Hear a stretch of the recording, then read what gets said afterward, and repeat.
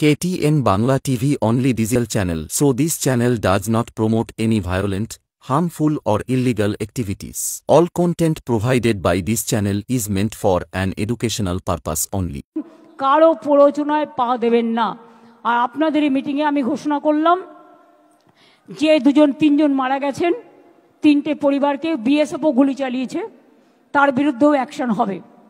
আমি আমার চিফ সেক্রেটারিকে বলছি, বিএসএফ যারা গুলি চালিয়েছে, কেন চালিয়েছে তার তদন্ত রিপোর্ট হওয়া উচিত। শীতলকুচিতেও গুলি চালিয়ে এরা 4 জনকে মেরেছিল।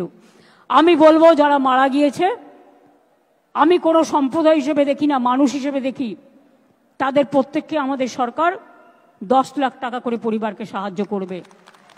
যাদের বাড়ি ভেঙেছে তাদের সবাইকে বাংলার বাড়ি করে দেওয়া হবে, এবং যাদের দোকান নষ্ট হয়েছে তাদেরটা এস্টিমেট করে সেটা চিফ সেক্রেটারি দায়িত্ব নিয়ে কাজটা করবেন। আমি এটুকু বলে আপনাদের সকলকে বলি, ভয় পাবেন না।